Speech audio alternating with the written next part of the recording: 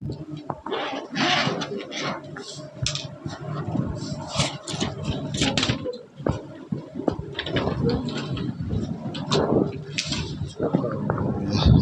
ஆண்டவரே, நன்றி ஆண்டவரே.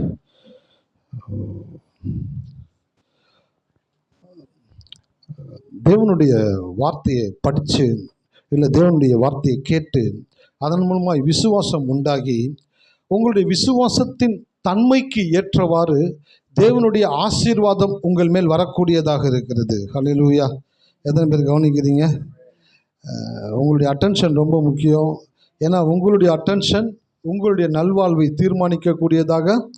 ஆமாம், பந்தய சாலையில் ஓடுகிற யாவரும் ஓடுவார்கள், ஆனால் இச்சை அடக்கத்தோடு அப்படின்னாக்க கவனமாக இருக்கிறவர்கள் எவர்களோ அவர்களே பந்தய பொருளை பெறுகிறார்கள். அப்போ எந்த இடத்துல உட்கார்ந்து இருக்கிறோம், என்ன சொல்லப்படுகிறது என்பதை கவனிக்கும் பொழுது, நான் சொல்கிறேன் பாருங்களேன், கடவுளுடைய வார்த்தையை நீங்கள் கேட்டுக்கொண்டு இருக்கும் பொழுதிலே விடுதலை ஆவீங்க. அல்லேலூயா.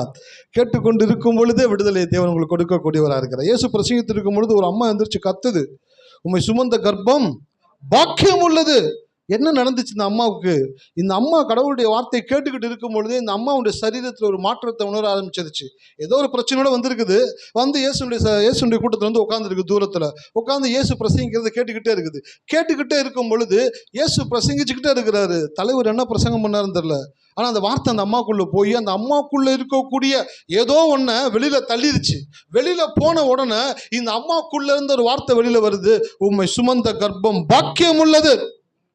எப்படி சொல்கிறாங்க? அவ்வளோ பெரிய கூட்டத்தில் ஒரு பெண்மணி எந்திரிச்சு அவ்வளோ சத்தமாக உரத்த சத்தமாக பேசுகிறாங்கனாக்கா உள்ளுக்குள்ளே ஏதோ நடந்திருக்கு. அதனால தான் சொல்கிறேன், கடவுளுடைய வார்த்தை பிரசங்கிக்கப்படும் பொழுது நீங்கள் கேட்கும் பொழுதே விடுதலை ஆவீர்கள். கேட்டுக்கொண்டு இருக்கும் பொழுதே உங்களுடைய சூழ்நிலைகளை தேவன் மாற்றி அமைக்கக்கூடியவராக இருக்கிறார். அது மாத்திரம் கிடையாது, கடவுளுடைய வார்த்தையை கேட்கும் பொழுது என்ன நடக்குது அப்படின்னாக்க, கடவுளுடைய வார்த்தையை கேட்டு அது விசுவாசிக்கும் பொழுது எப்படிப்பட்ட ஆசீர்வாதங்கள் வருதுனாக்க, மலை தூறல் எத்தனை பேர் அனுபவிச்சிருக்கீங்க?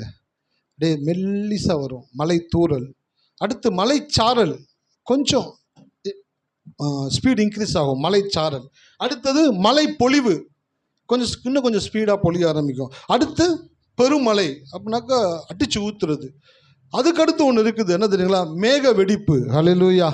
இப்போ செய்தித்தாள் கூட கேட்டுகிட்டே இருப்பீங்க, வாட்ஸ்அப்பில் யூடியூப்பில் கூட வந்துக்கிட்டே இருக்குது. என்ன வந்துட்டுனாக்கா, ஜம்மு காஷ்மீரில் நார்த் இந்தியாவிலலாம் பார்த்தீங்கன்னாக்கா மேக வெடிப்பு உண்டாகி மலையின் மேலே தண்ணி வேகமாக ஒரே இடத்துல, மொத்த மலையும் ஒரே இடத்துல பெஞ்சா அப்படி இருக்கும். ஒரு பக்கெட்டில் தண்ணி எடுத்து ஒத்துணையில் தலையில் ஊற்றுறேன், அப்படியே சில்லுன்னு இருக்கும். அப்படியே ஒரு பக்கெட் தண்ணி எடுத்து கவுக்குறேன், பிரதர்ன்னு கத்துவான். ஒரு ட்ரம்மு தண்ணி எடுத்து கவுக்குறேன், என்ன ஆயிடுவாங்க? மயக்கம் போட்டு விழுந்துருவான். அப்போ மேகம் ஒரே இடத்துல ஓப்பன் ஆகி தொப்பார்னு தண்ணி ஊற்றுது பாருங்கள் மலை மேலே. அந்த மலை மேலேருந்து அடிச்சுக்கிட்டு போகுது. அப்படியே பாறை, வீடு, பிரிட்ஜு எதுவாக இருந்தாலும் அது பார்க்கறதுல அடித்து தூக்கிட்டு போயிடுது. அப்போது நீங்கள் கடவுளுடைய வார்த்தை விசுவாசிக்கும் பொழுது ஒவ்வொருத்தருடைய விசுவாசத்திற்கு தக்கதாய் தேவன் ஆசீர்வாதத்தை கொடுக்கிறார். சில பேருடைய லைஃப்பில் மலை சாரல் போல் இருக்குது, மலை தூறல் போல் இருக்குது, இல்லை மலை போல் இருக்குது.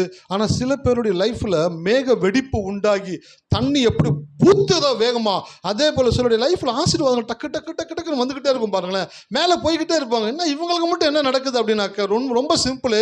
அவங்க கடவுளுடைய வார்த்தையை அதிகமாக விசுவாசிக்கிறபடினாலே தேவன் மேகத்தை திறந்து அவருடைய வாழ்க்கையில தண்ணீரை ஊற்றக்கூடியவராக.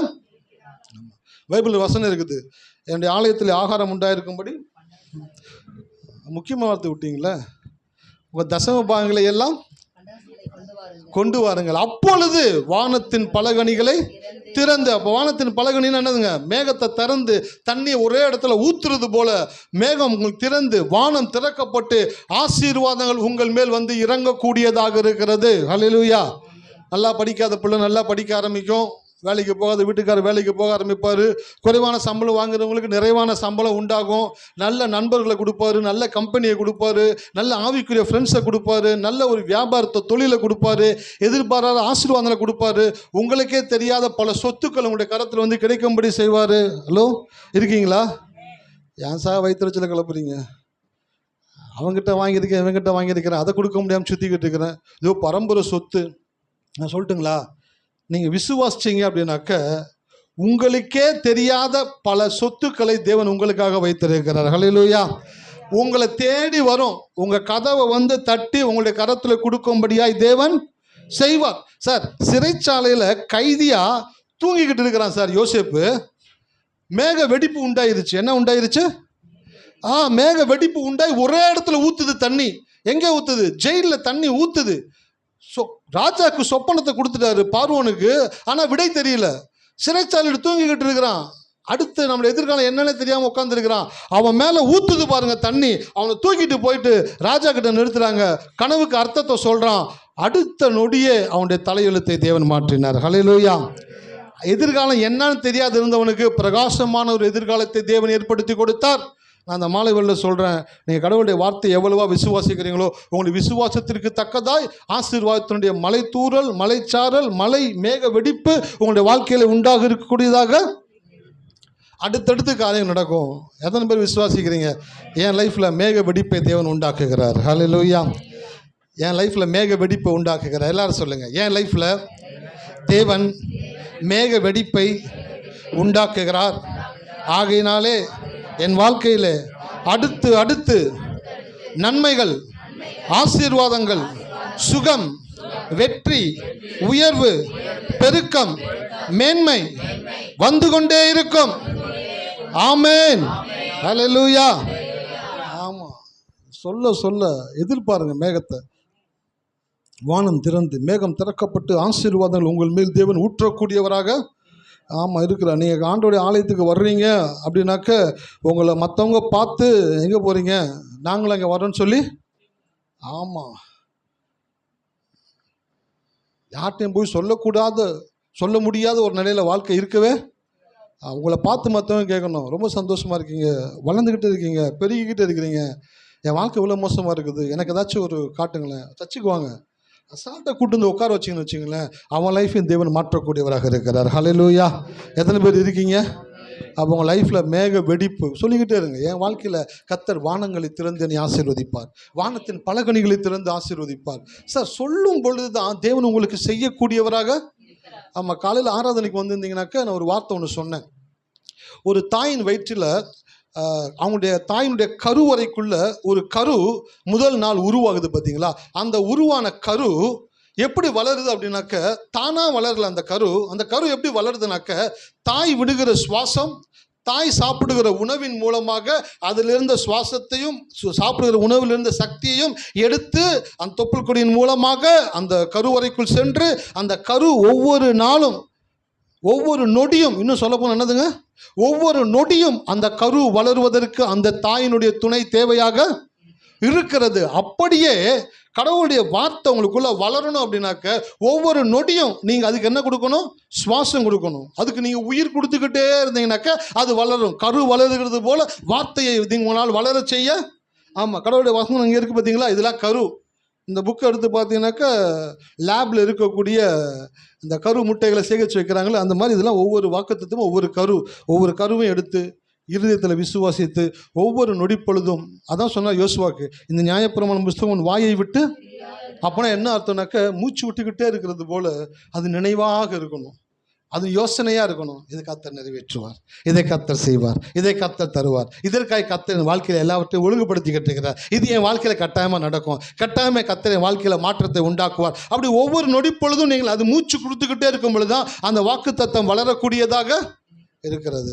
இயேசு ஞானஸ்தானம் எடுத்த பொழுது என்ன ஆச்சு? வானம் திறக்கப்பட்டது. தேவ ஆவியானவர் புறாவை போல வந்து இயேசு மேல் இறங்கினார். அந்த சப்ஜெக்டை படிக்கும் பொழுது உங்களுக்கு எப்படி படத்தில் காட்டுவாங்கனாக்க அப்படியே வானம் அப்படியே திறந்து ஒரு புறா அப்படியே பறந்து வந்து அவருடைய தோள் மேலே உட்கார்றது போல ஒரு காட்சி தானே பார்த்துருப்பீங்க. ஆனால் உண்மையிலே என்னன்னாக்க வானம் திறந்து தேவனுடைய வல்லமையாகிய பரிசுத்த ஆவியானவர் முழு பலத்தோடு கூட வந்து இயேசுவனுடைய தோளின் மேல் வந்து இறங்கினாராம். ஹல்லேலூயா. எப்படி வானம் திறந்து ஒரே இடத்துல தண்ணி ஊத்துச்சோ அதே போல இயேசுவுக்கு வானம் திறக்கப்பட்டு ஆவியானவர் வந்து அவர் மேலே இறங்கினாராம். அதான் அப்போஸ்தலர் சொல்லப்பட்டிருக்கு, நசரனாகிய இயேசுவை தேவன் பரிசுத்த ஆவியினாலும் வல்லமையினாலும் அபிஷேகம் பண்ணி இருந்தார். அவர் ஒருவருக்கு மாத்திரம் செய்கிறவர் அல்ல, உங்கள் ஒவ்வொருவருக்கும் செய்யக்கூடியவராக இருக்கிறார். ஹல்லேலூயா. வசனங்களை படிக்கும்பொழுது நீங்களும் ஜெபம் பண்ணுங்க. ஆண்டவரே, எனக்காகவும் வானம் திறக்கப்படட்டும். ஆண்டவரே, மேக வெடிப்பு உண்டாகட்டும். கர்த்தாவே, என்மேல் ஆசீர்வாதம் நிறைவாய் நிரம்பி வழியட்டும் சுவாமி என்று சொல்லி நீங்கள் ஜெபிக்கும் பொழுது உங்களுடைய வாழ்க்கையில் அடுத்த நன்மைகளை தேவன் செய்யக்கூடியவராக இருக்கிறார். எத்தனை பேர் எதிர்பார்க்குறீங்க? ஆமாம், நீங்கள் எதிர்பார்க்கிறதை காட்டிலும் ஒரு படி மேலே செய்கிற தேவனை ஆராதிக்கிறீர்கள் என்பதை மறந்து விடாதீர்கள். தொடர்ந்து நம்ம அறிக்கைகளை கடந்து போகலாம். எடுத்துக்கொள்வோம் உபாகமம் 26. நன்றி ஆண்டவரே, நன்றி. 19ஆம் வசனத்தை அறிக்கை செய்வோம். இது அறிக்கை அல்ல, அந்த வாக்கு தத்துவத்துக்கு உயிர் கொடுக்குறீங்க. என்ன கொடுக்குறீங்க சொல்லுங்களேன். ஆமாம், இந்த மந்திரவாதிகள்லாம் பார்த்தீங்கன்னாக்கா சும்மா வந்து கெட்ட வார்த்தைகளை மந்திரங்களாக சொல்லி சொல்லி சொல்லி சொல்லி என்ன பண்ணோன்னா கெட்ட காரியங்களுக்கு உயிர் கொடுக்குறாங்களாம். அதான் பிசாசனுடைய வேலை. ஆனால் நாம் யாருன்னா தேவனுடைய பிள்ளைங்க. நாம் என்ன பண்ணுறோன்னாக்கா தேவனுடைய நல் வாக்கு தத்துவங்களை எடுத்து சொல்ல சொல்ல அதுக்கு உயிர் கொடுக்குறீங்க. என்ன கொடுக்குறீங்க? உயிர் கொடுக்குறீங்கன்ற எண்ணத்தோடு வாக்கு தத்துவத்தை சொல்லுங்கள். இது கட்டாயம் உங்கள் வாழ்க்கையில் நிறைவேறக்கூடியதாக இருக்கிறது. நான் உண்டு பண்ணின எல்லா ஜாதிகளை பார்க்கிலும் புகழ்ச்சியிலும் கீர்த்தியிலும் மகிமையிலும் உன்னை சிறந்திருக்கும்படி செய்வேன். ஆமென். அவரை பார்த்து சொல்ல போகிறோம்.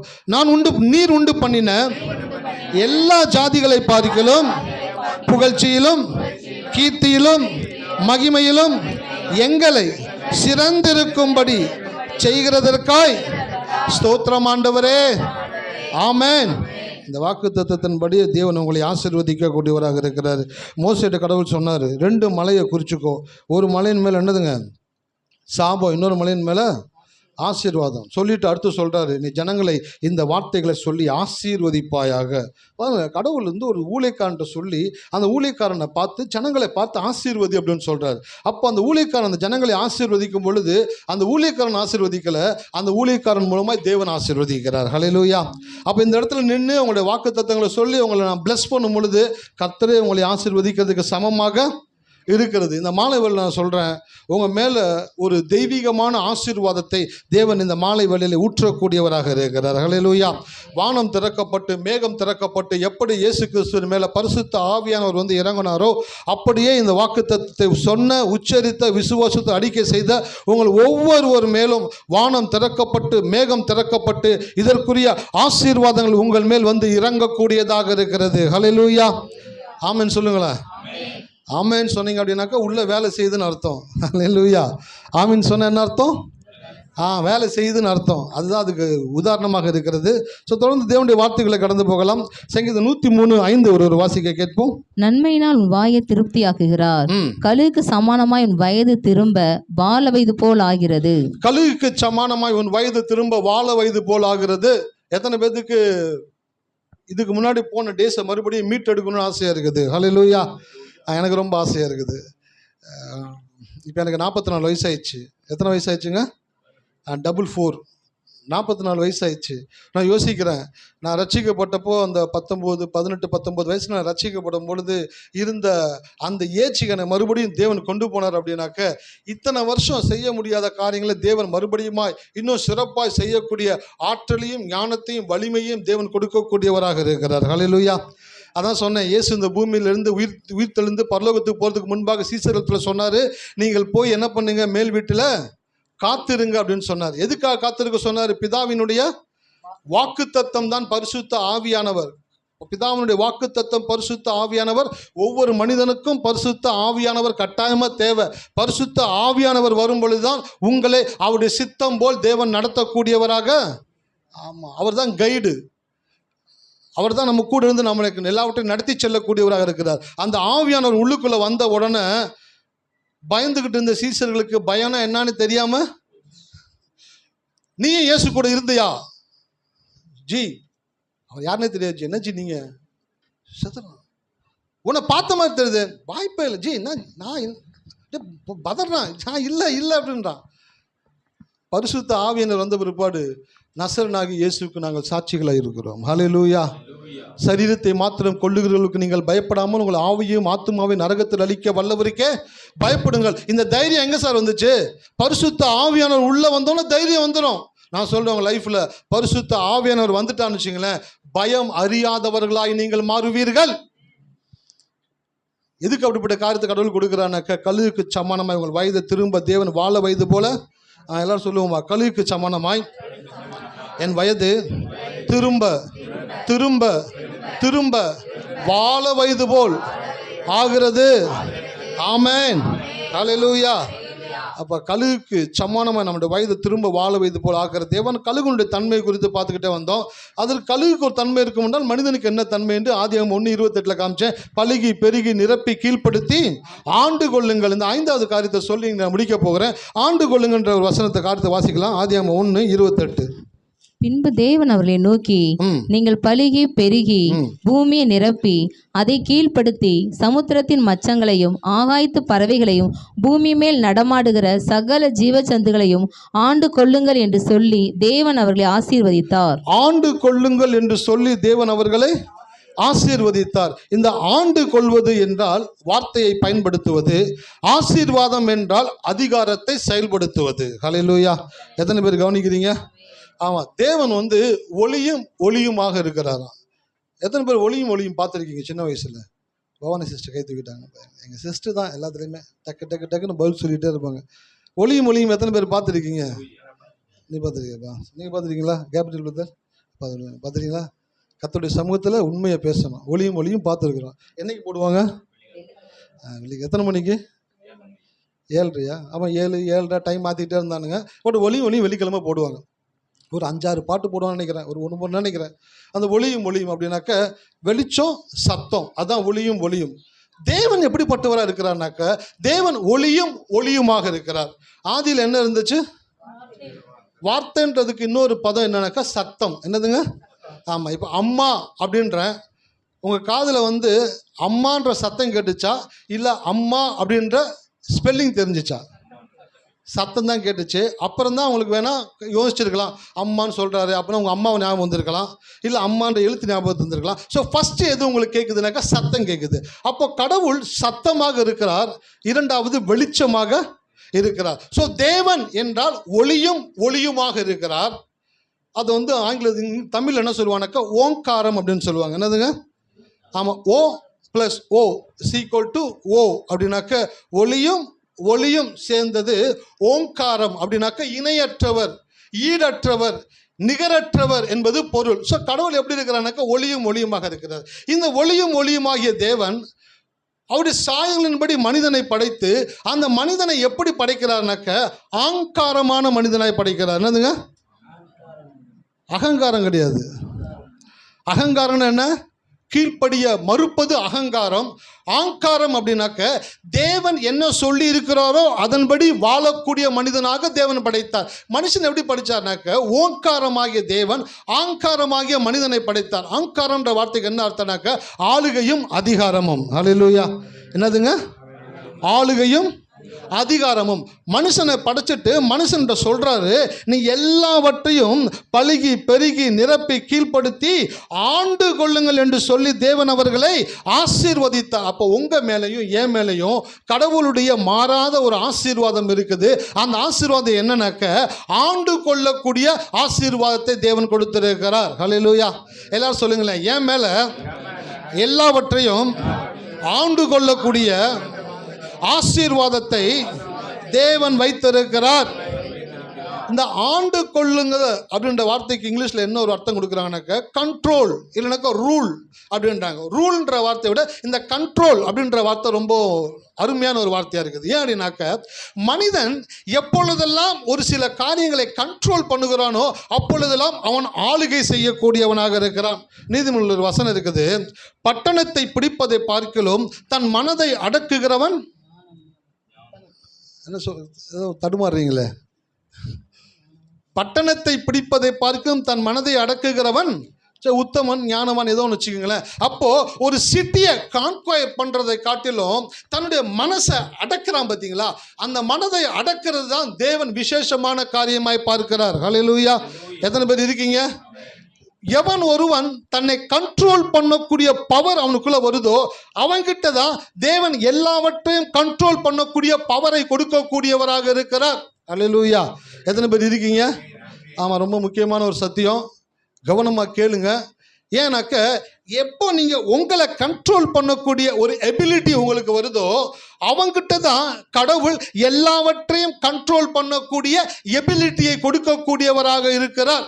இயேசு கிறிஸ்து இந்த பூமியில் வந்த பொழுது அவர் தன்னை முதலாவது கண்ட்ரோல் பண்ணார். எல்லாவற்றையும் கண்ட்ரோல் பண்றாரு. எப்படி கண்ட்ரோல் பண்றாரு? எங்க பார்க்க முடியும்? இயேசு ஞானஸ்தானம் எடுத்த பிற்பாடு எங்க போனாரு? வனாந்திரத்திற்கு பிசாசினால் சோதிக்கப்பட உபவாசமா இருக்கிற போனார். எத்தனை நாள் உபவாசமா இருந்தாரு? ஆமா, 40 நாள் உபவாசமா இருந்தார். 40 நாள் முடிச்சுட்டு வந்த உடனே இவரை கண்ட்ரோல் பண்றக்கூடிய பிசாசு வந்து பார்க்குறான், இவர் இப்படிப்பட்ட மனுஷனா இருக்கிறான்னு பார்க்குறான். அவங்ககிட்ட அவர்கிட்ட சொல்றான், இந்த கல்லுகளை அப்பங்களாக்கும்படி கொடுப்பா. இவ்வளோ சிம்பிளான வேலையை கொடுத்துட்டேன், கொஞ்சம் பெருசாக கொடுத்துருக்கலாமே தம்பி. நாப்பா நீ சின்ன சின்ன வேலையை என்கிட்ட கொடுப்ப, கல்லுகளை அப்பங்களாய் மாற்றி சாப்பிட்டு காமிச்சாரா? என்ன பண்ணாருங்க? பிசாசு என்ன சொன்னானோ அதை செய்ய மறுத்து, மனுஷன் அப்பத்தினாலே மாத்திரமல்ல தேவனுடைய வாயிலிருந்து புறப்படுகிற ஒவ்வொரு வார்த்தையினாலும் பிழைப்பான். அவரை கொண்டு போய் உப்பரின் மேல் நிற்கிறான். குதிங்கச்சி, என்னப்பா அது 10 அடி தான் இருக்கும் போல, அட்லீஸ்ட் ஒரு 40 அடி இருந்தால் கூட பரவாயில்ல, என்னுடைய நான் தேவனுடைய குமாரன், என் சக்திக்கு ஒரு 50 அடி வேணாமா, 10 அடி வச்சிருக்கிறீங்களே. இந்த சினிமாவில் நடிக்கிற ஆக்டர்ஸ்லாம் கேட்பாங்க, எத்தனை அடி கட் அவுட் வைக்கிறீங்க?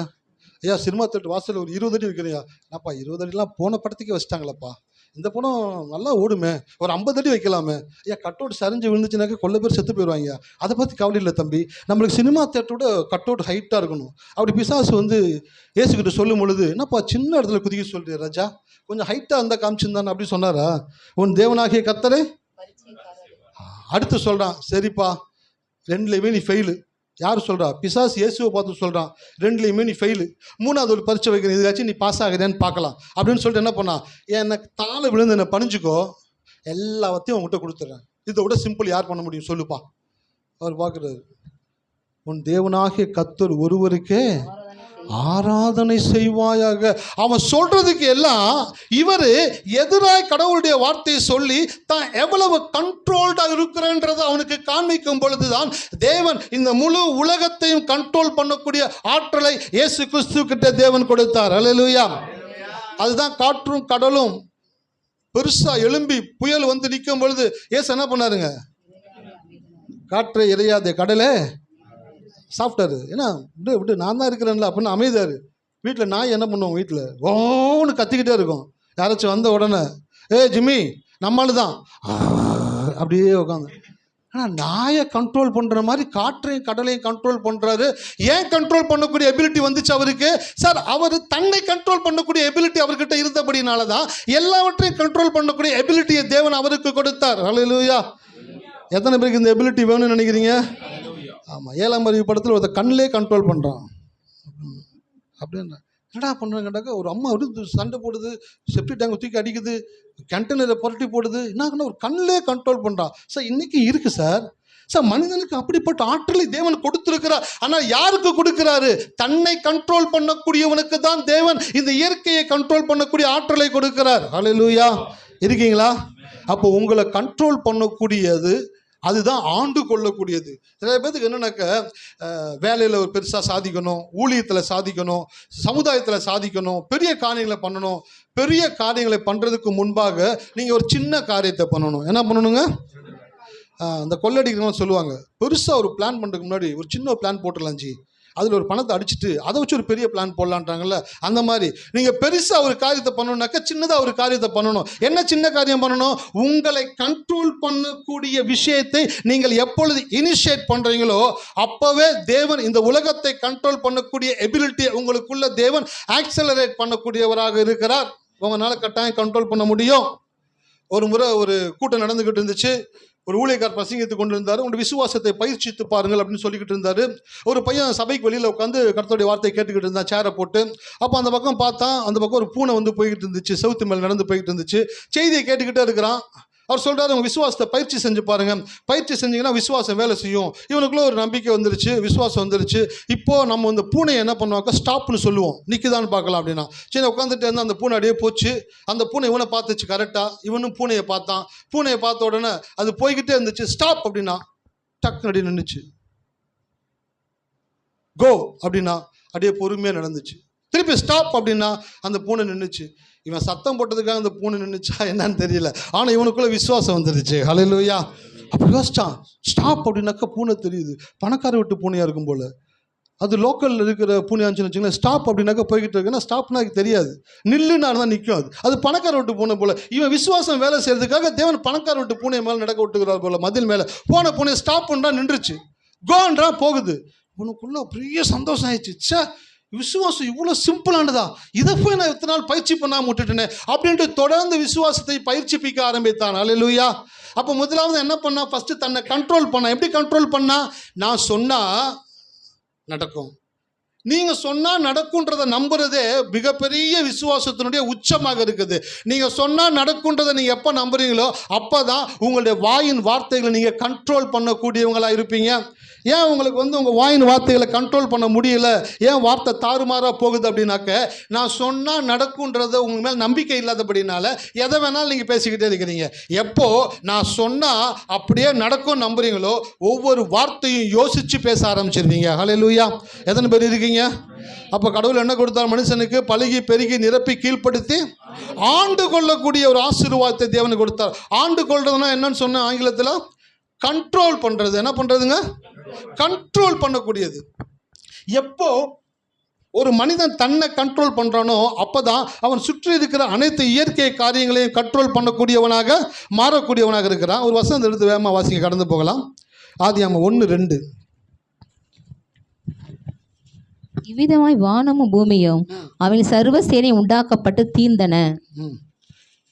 ஆதியாகமம் 1:2 ஆதி பூமியானது ஒழுங்கின்மை வெறுமையுமா இருந்தது, ஆழத்தின் மேல் இருள் இருந்தது, தேவ ஆவியானவர் ஜலத்தின் மேல் அசைவாடி கொண்டிருந்தார். பாருங்க, பூமியானது ஒழுங்கின்மையும் வெறுமையுமா இருந்தது, ஆழத்தின் மேல் என்ன இருந்துச்சு? இருள் இருந்துச்சுன்றத இன்னொரு விஷயத்தில் எப்படி சொல்லுவானாக்கா, இருள் ஆண்டு கொண்டு இருந்தது. இப்போ இந்த இடத்துல கரண்ட் இருக்குது, கரண்ட் போனோன்னு என்ன இருந்தாலும் டக்குன்னு முழுவதுமாக இருள் ஆட்கொண்டிருது. அது டக்குன்னு கரண்ட் வந்துடுது. இப்போ என்ன ஆட்கொண்டிருக்கு? வெளிச்சம் ஆட்கொண்டு இருக்குது. அப்போ தேவன் இந்த உலகத்தை உண்டாக்கி அந்த உலகத்தில் என்ன இருந்துச்சுன்னு பார்க்குறோம். ஒழுங்கின்மை, வெறுமை, இருள் இருந்தது. தேவ ஆவியானவர் ஜலத்தின் மேல் அசைவாடி கொண்டிருந்தார். இருள் ஆண்டு கொண்டிருந்தது. இருள் என்ன பண்ணிட்டு இருந்துச்சுங்க? இருள் ஆண்டு கொண்டிருந்தது. 3ஆம் வசனத்துல பார்க்கிறோம், தேவன் வெளிச்சம் உண்டாக கடவது என்றார், வெளிச்சம் உண்டாயிற்று. அப்ப வெளிச்சம் இப்ப என்ன பண்ணுச்சு? வெளிச்சம் ஆண்டு கொண்டது. இருள் ஆண்டு கொண்ட இடத்திலே தேவனுடைய சத்தம் வெளிச்சம் ஆண்டு கொள்ளும்படியாக செய்தது. அப்போ பலுகி பெருகி நிரப்பி கீழ்ப்படுத்தி ஆண்டு கொள்ளுங்கள்ன்ற வார்த்தைக்கு என்ன அர்த்தம்னாக்க, என்ன இருக்கணுமோ அது இல்லாம வேற ஏதாச்சும் அங்கே இருந்துச்சுனாக்க அதை நீக்கிட்டு தேவையானதை கொண்டு வந்து அந்த இடத்துல வைக்கிறதுக்கு பேரு தான் என்னதுங்க? ஆண்டு கொள்ளுவது. அப்போ உங்க லைஃப்ல உங்களுடைய சரீரத்துல சுகம் இருக்க வேண்டும் என்று தேவன் விரும்புகிறார். ஹல்லேலூயா. நீங்க யாராச்சும் பலவீனமா, வியாதியா, சுகவீனமா இருக்கணும்ட்டு கடவுள் விரும்புவாரா? சொல்லுங்களேன். சரி, எனக்கு ஒரு குழந்தை, எனக்கு பையன் இருக்கிறான். அந்த பையனை நான் எப்படி விரும்புவேன்? அவன் நல்லா ஆக்டிவா, ஆரோக்கியமா, சுறுசுறுப்பா, ஹெல்த்தியா, 6 பேக்ஸ் வச்சு டைட்டாக டிஷர்ட் போட்டு அப்படியே நடந்து வர்ற மாதிரி அப்படி தான் என் பையனை என்ன பண்ணுவேன், நான் விரும்புவேன். அதை விட்டுட்டு பையன் அப்படியே எலும்பும் தோலுமா இருந்துக்கிட்டு நடக்க முடியாமல் வந்துட்டு தான்ச்சுன்னு அந்த பையன் மேலே விருப்பம் இருக்குமா அப்பாவுக்கு? இல்லை, அப்பா அப்படி தான் இருக்கபடி இந்த பையனை விரும்புவாரா? விரும்பவே மாட்டார். ஸோ ஒரு சாதாரண தகப்பன் நானே என் பையன் ஆரோக்கியமாக இருக்கணும், 6 பேக் வைக்கணும் அப்படின்ட்டு நான் ஆசைப்பட்டா அந்த பரலோகத்தின் தேவன் தன்னுடைய பிள்ளைகள் சுகவீனமாக இருக்குன்னு நினைப்பாரா? ஹலோ, இருக்கீங்களா? அப்போ நீங்கள் ஆரோக்கியமாக இருக்க வேண்டும் என்று தேவன் விரும்புகிறார். எப்போ உங்களுக்குள்ள கடவுள் என்ன விரும்புகிறாரு அப்படின்ற அறிதல் வருதோ, அறிதல் தான் உங்களை பயிற்சிக்குள்ள நடத்தக்கூடியதாக இருக்கிறது. அறிதல் இல்லைனாக்கா பயிற்சி இருக்காது. ஒரு பையன் ஒலிம்பிக்கில் ஓடணும்னு நினைக்கிறான். அப்போ எல்லாரும் சொல்கிறாங்க உன்னால் முடியாதுன்றாங்க. அப்போ அவனுக்குள்ள என்ன வரும்? சோறு வந்து போயிடுவோம். ஆனால் ஒருத்தர் சொல்கிறாரு அந்த பையனை பார்த்துட்டு, இந்த பையனோட ஸ்டெமினா நிறையா இருக்குது, அவனுடைய அந்த ஓடுற ஓட்டத்தை பார்க்கும்பொழுது அவனுக்குள்ள ஸ்டெமினா, அதிகமான ஸ்டெமினா இருக்குது, இந்த பையனை ட்ரெயின் பண்ணாக்க இவன் ஒலிம்பிக்கில் கட்டாயம் கோல்டு அடிப்பான் அப்படின்ற ஒரு ட்ரெயினர் அவனை பார்த்துட்டார். ட்ரெயினர் அவனை பார்த்துட்டு சொல்கிறார், தம்பி உனக்குள்ள ஒரு சிறப்பான ஒரு ஆற்றலை நான் பார்த்துட்டேன். அவன் பார்க்குறான், யாருமே பார்க்கலையே, நீங்கள் பார்த்துட்டீங்களா? உனக்குள்ள ஒரு ஆற்றலை பார்த்துட்டேன், உன்னை ஒலிம்பிக்கில் கோல்டு அடிக்க விடாமல் நான் விட மாட்டேன், உன்னை நான் ட்ரெயின் பண்ணுறேன் வா அப்படின்னு கூப்பிட்டு போகிறாரு. முதல்ல முடியாதுன்னு நினச்சவன் இப்போ ஒரு அறிதல் வந்துருச்சு. என்ன அறிதல் வந்துருச்சு? இவர் நல்ல ட்ரெயினரு, இவர் ட்ரெயின் பண்ணி நிறைய பேர் கோல்டு மெடல் அடிச்சிருக்கிறாங்க, அவர் என்னைய சூஸ் பண்ணியிருக்கிறாரு அப்படின்னாக்கா கட்டாமல் என்னையும் கோல்டு மெடல் அடிக்க வைப்பாரு. அல்லேலூயா. அப்போ அந்த ஒரு எதிர்பார்ப்பு அந்த பையனுக்குள்ளே வந்தோன்னே, அறிதல் வந்த உடனே இப்போ 5 மணிக்கு ட்ரைனிங்னு சொல்கிறாரு. எத்தனை மணிக்கு வருவான் சொல்லுங்களேன்? 6 மணிக்கு வருவாங்க. 5 மணிக்கு ட்ரைனிங் சொல்கிறான். 5 மணிக்கு முன்னாடி வந்து வெயிட் பண்ணிட்டு இருப்பான். ஏன்? அறிதல் வந்துருச்சு. என்னை எப்படி ஒரு கோல்டு மெடல் அடிக்க வச்சிருவான்ற என்ன வந்த உடனே பயிற்சிக்கு தயாராக ஆரம்பிச்சிடா. வந்து பயிற்சி பண்ண அவன் ஒரு நாள் கட்டாயமாக கோல்டு மெடல் அடிக்கும்படி செய்வார். அல்லேலூயா.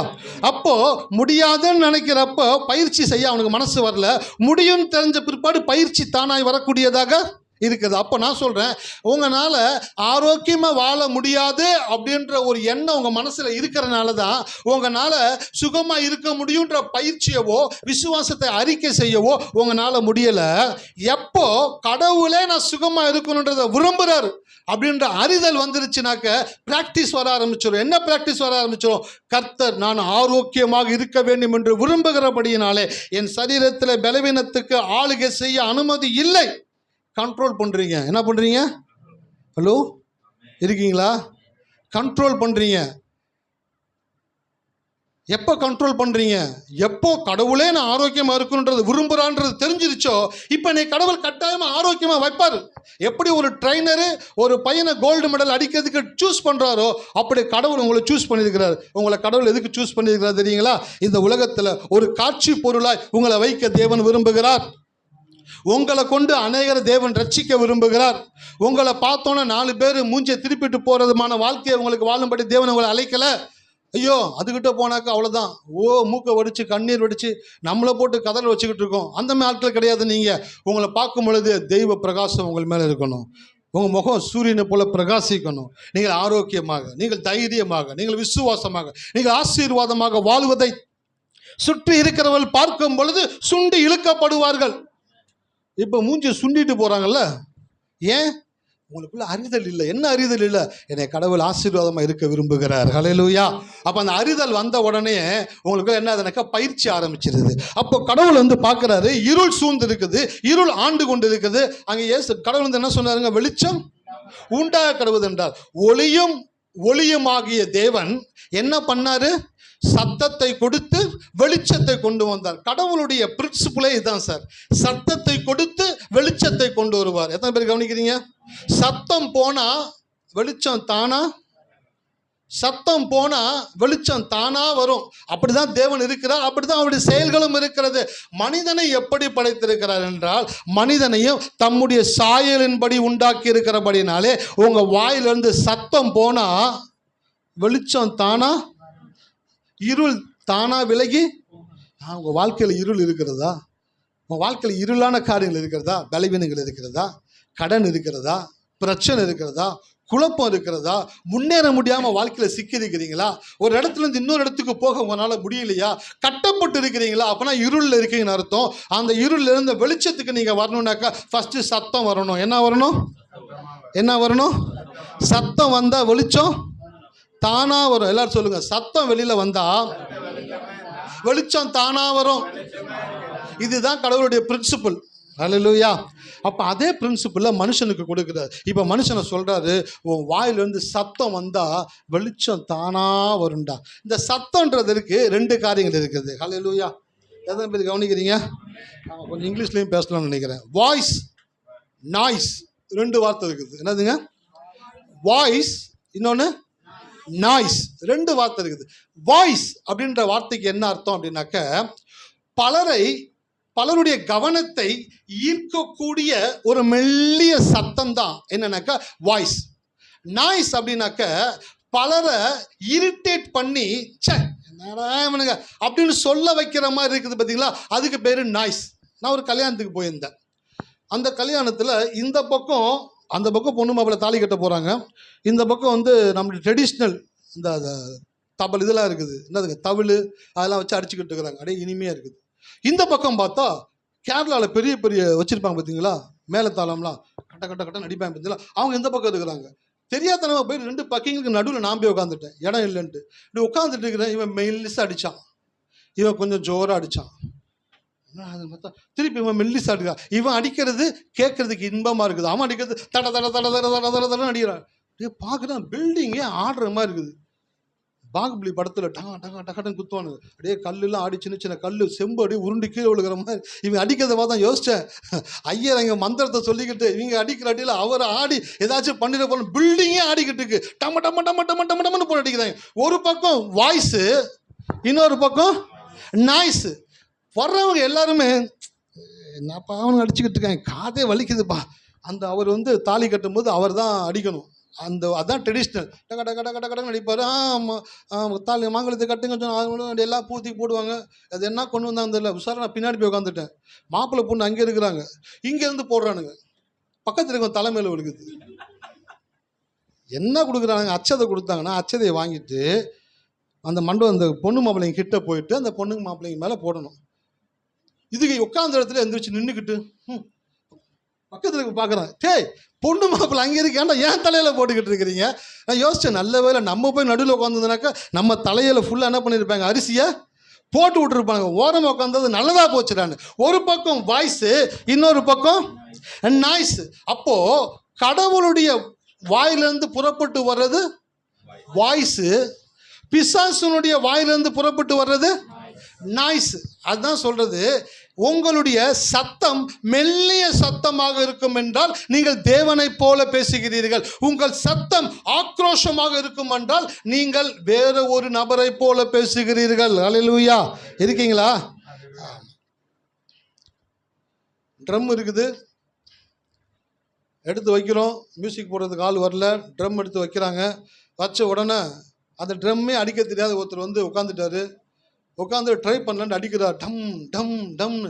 மார்ச் பாஸ் போகிற மாதிரி இருக்குது. லெஃப்ட் ரைட்டில் பார்க்குறாங்க, என்னடா சர்ச்சுக்குள்ளே எவன்டா லெஃப்ட் ரைட் பண்ணதுன்னு பார்த்தாக்கா லெஃப்ட் ரைட் இல்லை, அந்த பாட்டுக்கு வாசிக்கத்தர. ஆனால் அவர் வந்து டம் டம் டம்னு அடிச்சிட்டு இருக்கிறாரு. இது என்னது, நாய்ஸு. அவருக்கே மனசு கேட்கல, ஐயோ இப்படி போனாக்க லெஃப்ட் ரைட் பாட்டு பாடுறதை விட்டு லெஃப்ட் ரைட் சொல்ல போகிறாருன்ட்டு இன்னொருத்தர் கொடுக்குறாரு. அவர் கொஞ்சம் நல்லா அடிக்கக்கூடியவர், அவர் வாங்குறார். வாங்கி அவர் கொஞ்சம் அப்படியே நைஸாக அடிக்கிறாரு, நல்லா போய்கிட்டே இருக்குது. ஆனால் சரியாக போகலை. திருப்பி அவங்களோட நல்லா அடிக்கிறவங்க ஒருத்தவங்க வர்றாங்க. கூச்சமே படாமல் ட்ரம் எடுத்து யார் கையில் கொடுத்துடணும், நல்லா அடிக்கிறவங்க கையில் கொடுத்துறது நல்லவனுக்கு அழகு. கரெக்டாக பண்ணிட்டு போயிரு. அவங்கள்ட்ட கொடுக்குறாங்க, அவங்க அடி இனிமையாக வாசிக்கிறாங்க. இப்போ இதுக்கு முன்னாடி வந்தது என்னது, நாய்ஸு. இப்போ அவங்க அடிக்கும்போது என்ன வருது, வாய்ஸு. முதல்ல இருக்கிறவங்க ஐயோ என்னடா முதல்ல ட்ரம் அவங்ககிட்ட இருந்து பிடுங்க பார்த்து செய்யுது. நான் ரசிக்கப்பட்ட சர்ச்சில் ட்ரம் அடிக்கிறதுனா எனக்கு ரொம்ப பிடிக்கும். பாஸ்ட்டு பார்ப்பார், டேனியல் பிரதர், சுரேஷ் பிரதர் என்னடா ஒரு பேர் ரவுடியை பார்க்குற மாதிரி சுரேஷ் பிரதர் வரான்னு சொன்னா அவங்க பொண்ணு வேகமாக ஓடி போய் ட்ரம் எடுத்து கொண்டு போய் உள்ளே வச்சு ஒழிச்சு முடி போட்டு வந்துடும். இன்னைக்கு கூட அந்த என் பையன் அந்த அவங்களுடைய பொண்ணுகிட்ட தான் கீபோர்டு கற்றுக்கிட்டு இருக்கிறான். சொல்லிட்டு இருந்தாங்களா, அவங்க அப்பா வந்தாலும் நாங்கள் ட்ரம் எடுத்து ஒழிச்சு வச்சுருவோம். ஏன்னாக்கா டம் டம் டம்னு அடித்தாருனாக்கா ஒரு பயம் பாட்டு பாடவே முடியாது, ஆனால் கொடுக்கவும் மாட்டார். அவர்கிட்ட மல்லு கட்டி அதை வாங்கணும். அப்படி தான் சில பேர் என்ன பண்ணுவாங்க, ட்ரம்மை பார்த்தோன்னு அடிக்கணுன்ற ஆர்வம் வந்துடும். ஆனால் நாய்ஸ் வந்து என்ன பண்ணுனாக்கா மற்றவங்களை என்ன பண்ணுங்க, இரிட்டேட் பண்ணும். வாய்ஸ் என்ன பண்ணும், மற்றவங்கள அனுபவிக்க பண்ணும். ஹல்லேலூயா. இருக்கீங்களா? அப்போது நாய்ஸ் எழுப்புறதுக்கு ஏதாச்சும் பயிற்சி தேவையா? ட்ரம்மை குப்புரை போட்டு அடித்தாலும் சத்தம் வரும், ட்ரம்மை மேலே வச்சு அடித்தாலும், கயிறை கட்டு தொங்க விட்டுட்டா கட கட கடக்குன்னு அடித்தாலும் சவுண்டு வரும். சவுண்டு வர்றது முக்கியம் கிடையாது, என்ன வரணும் அதில் சொல்லுங்களேன், வாய்ஸ் வரணும். அப்போ அதுக்கு என்ன தேவை, பயிற்சி தேவை. அப்போது நாய்ஸ்க்கு பயிற்சி தேவையில்லை, வாய்ஸ்க்கு என்ன தேவை, பயிற்சி தேவை. அப்போது அந்த வாய்ஸை கொண்டு வர்றாங்கனாக்க அவங்க என்ன பண்ணியிருப்பாங்க, பயிற்சி எடுத்திருப்பாங்க. என்ன பயிற்சி எடுத்திருப்பாங்க, கண்ட்ரோல் பண்ணக்கூடிய பயிற்சி எடுத்திருப்பாங்க. ஒவ்வொரு பாட்டுக்கும் 1 2 2 2 2 4 அப்படின்ட்டு கணிச்சு அந்த பாடலை கேட்டு அந்த பாடலுக்கு ஏற்ற வேகம் கொடுத்து மற்றவர்கள் என்ஜாய் பண்ணக்கூடிய விதத்தில் அந்த இன்ஸ்ட்ருமெண்ட்டை வாசிக்கும் பொழுது அது வாய்ஸு. ஏனோ வாசிச்சா அதுக்கு பேர் நாய்ஸு. அப்போது நான் சொல்கிறேன், உங்கள் லைஃப்பில் கடவுள் உங்களுக்கு நல்ல வாய்ஸை கொடுத்துருக்கிறாரு. ஹல்லேலூயா. எத்தனை பேர் இருக்கீங்க? ஆண்டு கொள்ளுங்கள் என்று சொல்லி தேவன் உங்களை ஆசீர்வதித்திருப்பார் என்றால் உங்களுக்கு நல்ல வாய்ஸை தேவன் கொடுத்திருக்கிறாரு. நீங்க அதை ஒரு நாளும் நாய்ஸா மாத்திர, வாய்ஸை இன்னும் பர்ஃபெக்டாக மாற்றிக்கிட்டே இருக்கணும். வாய்ஸை டியூன் பண்ணிக்கிட்டே இருக்கணும். பாட்டு பாடுறவங்க இந்த மைக்கு பிடிச்சோன்னே ஏதோ பாட்டு பாடுறாங்க, கேட்குறவங்களுக்கு ஒரு மாதிரி அசௌகரியமாக இருக்குது. ஒரு நல்ல சிறந்த பாட்டு பாடுறவங்க வர்றாங்க, அவங்க வாங்கி அந்த ஒரு பாட்டு பாடுறாங்க. அப்படி பாடும் பொழுது ஃபஸ்ட்டு பாடின பாட்டு நாய்ஸு, ஏன்னா வெறும் சத்தம் தான் வந்துச்சு. ஆனால் இப்போ பாடுறவங்களுக்கு என்ன வருது? வாய்ஸ் இனிமையாக வருது அவங்க பாடும் பொழுது. அப்போ வாய்ஸு நாய்ஸு ரெண்டே காரியம் தான் இன்றைக்கி வீட்டுக்கு எடுத்துகிட்டு போக போகிறீங்க. என்னன்னாக்க, கடவுள் ஒரு விஷயத்தை பார்த்த உடனே ஐயோ என்ன பண்ண போகிறோம் தெரியலையே, இருளாக இருக்குது, வெறுமையாக இருக்குது, ஒழுங்குமையாக இருக்குது, என்ன பண்ண போகிறோம் தெரியலையே, அப்போ ஆவியானவர் என்னப்பா நீ கம்முன்னு இருக்க, ஏதாச்சும் நீ ஒரு ஐடியா கொடுப்பா அப்படின்ட்டு அவரை கேட்கல. என்னப்பா குமாரன் நீ அமைதியாக இருக்கிய ராஜா, நீ ஏதாச்சும் ஒரு பதில் சொல்லுப்பா அப்படின்னு அவர்கிட்டையும் கேட்கல. தேவன் என்ன பண்ணார்? அவருடைய மெல்லிய வாய்ஸ் அனுப்புகிறார். என்ன வாய்ஸ் அனுப்புனார்? வெளிச்சம் உண்டாக கடவுது என்று சொன்ன உடனேயே தேவன் வெளிச்சம் உண்டாகும்படி செய்தார். ஹல்லேலூயா. அப்போ நான் சொல்கிறேன், வாய்ஸ் வந்துச்சுனாக்க வெளிச்சம் வந்துடும், நாய்ஸ் வந்துச்சுனாக்க இருள் தான் வரும். எங்கே சத்தம் அதிகமாக இருக்குதோ, எல்லாரும் பார்க்குறாங்க சத்தம் அதிகமாக இருக்கணும், நீங்களே மைக்கை பிடிச்சி இவ்வளோ சத்தமாக பேசுனீங்கனாக்க என்னன்னு கேட்குறீங்க. சத்தம் எங்கே அதிகமாக இருக்குதோ அங்கே இருள் இருக்கும், எங்கே சத்தம் மென்மையாக இருக்குதோ அங்கே என்ன இருக்கும்? வெளிச்சம் இருக்கும். வாய்ஸ் வெளிச்சத்தை கொண்டு வருகிறது, நாய்ஸ் என்ன பண்ணுதுங்க? இருளை கொண்டு வரக்கூடியதாக இருக்கிறது. சரி, காக்கா என்ன பண்ணுங்க?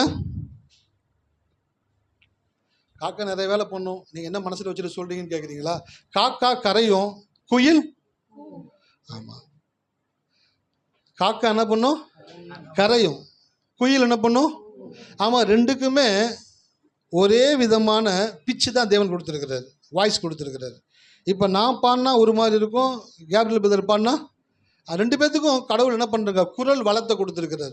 ஆனால் அவர் மென்மையாக பாடுகிறாரு, நான் கொஞ்சம் கராப்பாக பாடிக்கிட்டு இருக்கிறேன். அப்போது காக்கா கரையும், குயில் சொல்லுங்களேன் கூவும். அப்போது காக்கா என்னதான் வாயை திறந்து கத்தினாலும் அதுலேருந்து வர்றது என்னதுங்க? நாய்ஸு. குயில் என்னதான் வாயை திறந்து கொஞ்சமாக பாடினாலும் அது வாயிலேருந்து வர்றது என்னதுங்க? சத்தம், மெல்லிய சத்தம். அப்படின்னு அந்த சத்தம் வரும் பொழுது இந்த மரத்தில் உட்காந்து அந்த குயில் அப்படியே கூவும் பொழுது அப்படியே உட்காந்து கவனிப்பாங்க பாருங்க. சே, கடவுள் என்ன மாதிரி ஒரு வாய்ஸை கொடுத்துருக்கிறாருப்பா. அதுக்கு பிறந்தோடனே அந்த வாய்ஸ் வந்துச்சுன்னு நினைக்கிறீங்களா? பிறந்த உடனே அதுவும் கத்திக்கிட்டு தான் இருக்கும். ஆனால் கத்த கத்த கத்த அதோடைய கூட்டத்தோடு சேர்ந்து, அதோடைய தாய் தகப்பனோடு இணைந்து, அதனுடைய சொந்தக்காரங்களோட சேர்ந்து அது தன் குரல் வளத்தை மாற்ற மாற்ற மாற்ற மாற்ற என்ன ஆகுதுனாக்க அதனுடைய வாய்ஸ் பெட்டரான வாய்ஸாக மாறிக்கிட்டே இருக்குது. ஹல்லேலூயா. அதனால தான் சங்கீதத்தில் 1 போட்டிருக்கு, துன்மார்க்குடைய ஆலோசனையில் நடவாமலும் பரியாசக்காரர் உட்காரும் இடத்தில் உட்காராமலும் இருந்து. எங்கே போனால் நாய்ஸ் வரும், எங்கே போனால் வாய்ஸ் வரும். உலகத்தில் போனீங்கன்னாக்கா நாய்ஸ் தான் வரும், ஆலயத்துக்குள்ளே வந்தீங்கன்னாக்கா என்ன வரும்? வாய்ஸ் வர ஆரம்பிச்சோம். வாய்ஸ்னாக்க கண்ட்ரோல் பண்ணக்கூடியது. அந்த குயில் தன் சின்ன குஞ்சா இருந்து அது வளர்ந்து வரும் பொழுது தன் குரல் வளத்தை கண்ட்ரோல் பண்ணி கொண்டு வருகிறது போல ஒரு கிறிஸ்தவன் தன் இயேசுவை ஏற்றுக்கொண்ட நாள் முதல் வேதத்தை படிக்கிற பொழுது இந்த வேதத்தில் உள்ள காரியங்களினாலே தன்னுடைய குரல் வளத்தை கண்ட்ரோல் பண்ணக்கூடியவனாக இருக்க வேண்டும். அல்லேலூயா. காக்கா கூட தான் கத்தும், குயில் மட்டும்தான் கூவும். அப்போ பைபிளை தூக்குற, பைபிளை படிக்கிற எல்லாரும் குயில் ஆயிட முடியாது. இந்த வாக்கு தத்தத்தின்படி, இந்த வசனத்தின்படி தங்களை ஒவ்வொரு நாளும் மெருகேற்றுகிறவர்கள், அதை சொல்லிக்கொண்டே இருக்கிறவர்கள், அவர்கள் கண்ட்ரோல் பண்ணக்கூடியவர்களாக இருக்கிறார்கள். ஹல்லேலூயா. எத்தனை பேர் இருக்கிறீங்க? அப்போ எப்போ உங்களுடைய வாய்ஸை கண்ட்ரோல் பண்ணுறீங்களோ அப்போவே உங்கள் லைஃப்பில் எல்லாவற்றையும் கண்ட்ரோல் பண்ண முடியும். உங்களுடைய வியாதியை கண்ட்ரோல் பண்ண முடியும், உங்களுடைய கடனை கண்ட்ரோல் பண்ண முடியும். இல்லையா? முதல்ல செக் பண்ணி பார்த்தேன், இப்போ பார்த்தீங்கன்னா ரொம்ப ஜாஸ்தியாக இருக்குதுயா நாய்ஸு. அது வாய்ஸாக மாறிச்சுன்னு வச்சுக்கோங்களேன், கண்ட்ரோல் பண்ண ஆரம்பிச்சிடும். எப்படி கண்ட்ரோல் பண்ணுறது? டாக்டர்கிட்ட போனீங்கன்னாக்கா உங்களுடைய வியாதியை கண்ட்ரோல் பண்ணுறதுக்கு என்ன பண்ணுவார் தெரியுங்களா? 2 மாத்திரை போட்டிங்களா, இன்னொரு மாத்திரை எக்ஸ்ட்ரா குறைப்பாரா கூட்டுவாரா? ஏன் கூட்டுறாரு? உங்களுக்கு இங்கே ரொம்ப அதிகமாக போய்கிட்டு இருக்கு, இன்னொரு மாத்திரை எக்ஸ்ட்ரா பண்ணுங்க அப்படின்ற. ஸோ ஒன்றை குறைக்கணும்னாக்கா ஒன்றை என்ன பண்ணணும்? கூட்டணும். அப்போ உங்கள் லைஃப்பில் வியாதியை குறைக்கணும் அப்படின்னாக்க மாத்திரையை கூட்டக்கூடாது. தேவனுடைய சத்தத்தை உயர்த்தணும், தேவனுடைய வாக்கு தத்தத்தை சொல்லணும், கடவுளுடைய வார்த்தை எடுத்து சொல்லணும். நான் கர்த்தருக்குள்ள பரிபூர்ண ஆரோக்கியமாய் என்னை கர்த்தர் வைத்திருக்கிறார். அந்த வார்த்தை, அந்த குரல் வளம் வரணும். கர்த்தர் என்னை ஆரோக்கியமா வைத்திருக்கிறார், நான் ஆரோக்கியமா தான் இருப்பேன். என் ஆரோக்கியத்தை யாருனாலும் கெடுக்க முடியாது. அவர்கள் முதிர் வயதிலும் கனித்தந்து புஷ்டியும். சார், என்னுடைய ஓல்ட் ஏஜில் கூட நான் ஸ்ட்ராங்காக இருப்பேன் அப்படின்னாக்க, இப்போ என்னுடைய இந்த மிடில் ஏஜில் நான் இன்னும் எங்கா இருப்பேன், இன்னும் ஆரோக்கியமாக இருப்பேன், இன்னும் நான் பலனாக இருப்பேன் என்று சொல்லி உங்களை நீங்கள் என்ன பண்ணக்க கண்ட்ரோல் பண்ணணும். நாய்ஸை வாய்ஸாக மாற்றிக்கிட்டே இருக்கணும். ஹல்லேலூயா. எத்தனை பேருக்கு புரியுது? புரிஞ்சிச்சுன்னா சந்தோஷம். நாய்ஸ் அப்படின்னாக்க என்ன அர்த்தம்னாக்க, பிரச்சனையை குறித்து பேசிக்கிட்டே இருக்கிறது. பிரச்சனையை குறித்து, வியாதியை குறித்து, கடனை குறித்து, போராட்டத்தை குறித்து, தேவையை குறித்து அதையே பேசி பேசி பேசின நாய்ஸ். அது வெறும் சத்தம்தான். ஆனால் எப்போ உங்களுடைய குரல் வளம் வாய்ஸாக மாறுதோ, ரிலாக்ஸாக உட்காந்து கண்ட்ரோல் பண்ணி, கடவுள் என் கூட இருக்கிறது. ஹல்லேலூயா. என் கூட கடவுள் இருக்கிறபடினால நான் பலவீனமாக இருக்க மாட்டேன், நான் ஆரோக்கியமாக தான் இருப்பேன், என் வாழ்க்கையில் தோல்வி இல்லை, நான் வெற்றியாக தான் இருப்பேன் அப்படின்றத சொல்ல பழகுறீங்க பார்த்தீங்களா? அதுதான் வாய்ஸ். அதுதான் உங்களை தேவனுடைய ரூபமாய் மாற்றக்கூடியதாக இருக்குது. ஒரு வருஷம் இந்த வாசிங்க, வேகமாக கடந்து போகலாம். மார்க் 4ஆம் அதிகாரம்,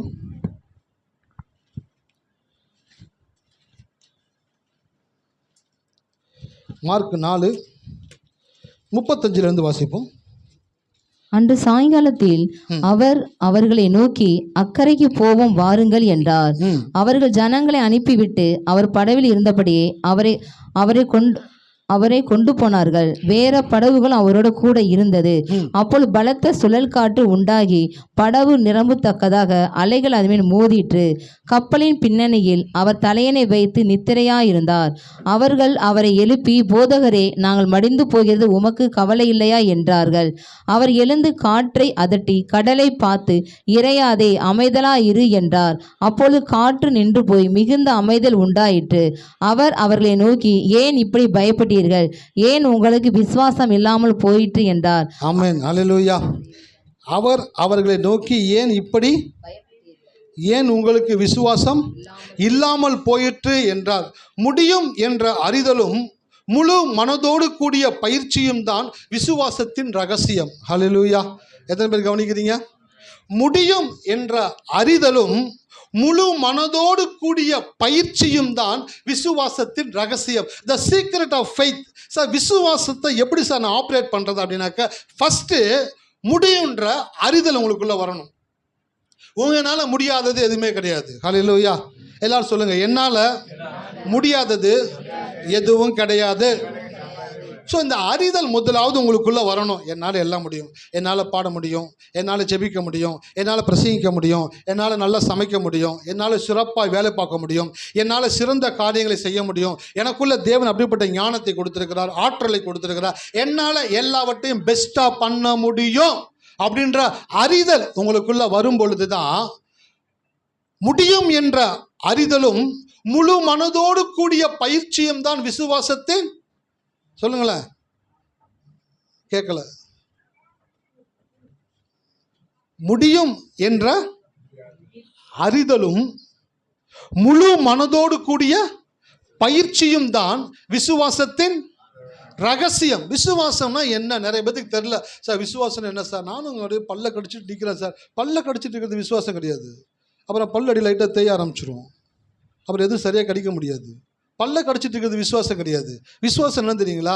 முடியும் என்ற அறிதலும் முழு மனதோடு கூடிய பயிற்சியும் தான் விசுவாசத்தின் ரகசியம். ஃபஸ்ட்டு முடியும்னு நம்பணும்.